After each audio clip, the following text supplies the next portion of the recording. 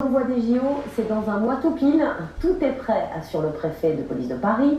Pour garantir la sécurité de la cérémonie d'ouverture, il sera interdit de voler au-dessus de la capitale et dans un rayon de 150 km.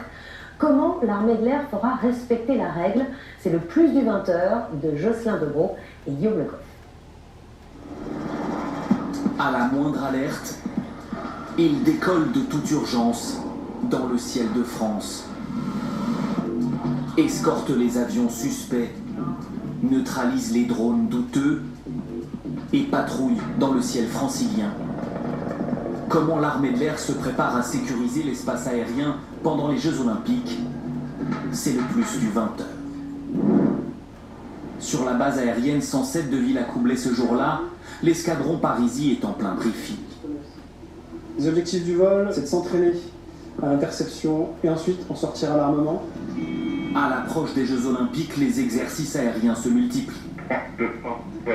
Ce jour-là, nous grimpons à bord de cet hélicoptère pour jouer le rôle d'un appareil malveillant. Dans le scénario, c'est un hélicoptère privé qui décolle sans autorisation. Malgré les relances, nous ne répondons pas aux contrôleurs aériens.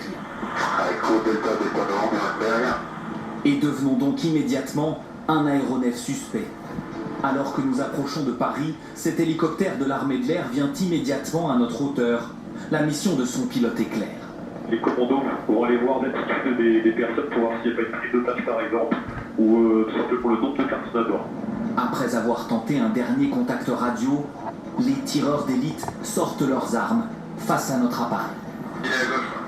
Le tir est extrêmement rare et ça peut juste signifier que l'aéronef intercepteur est en mesure d'effectuer un tir. Nous sommes forcés de faire demi-tour, puis l'armée nous oblige à nous poser. Un exercice primordial à quelques semaines du début des Jeux Olympiques.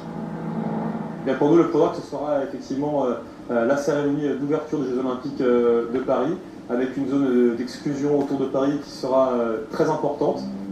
Car le 26 juillet, quand sur la Seine, bateaux et sportifs défileront, dans les airs, aucun survol ne sera autorisé de 16h30 à 22h dans cette bulle immense qui va de Beauvais à Orléans.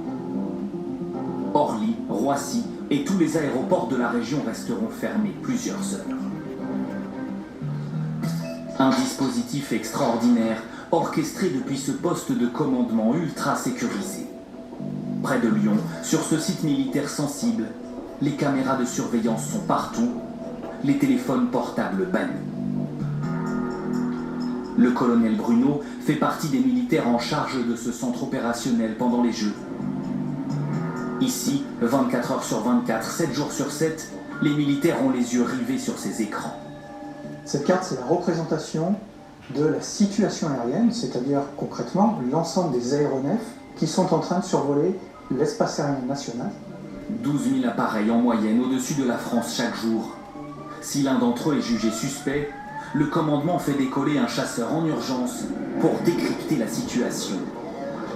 En cas de menace imminente ou terroriste, c'est au Premier ministre que revient la décision d'ouvrir le feu.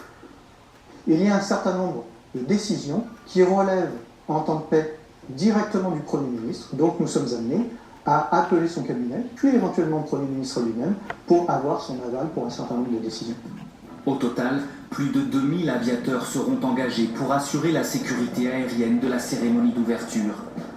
Dans l'histoire récente de l'armée de l'air et de l'espace, c'est tout simplement du jamais vu.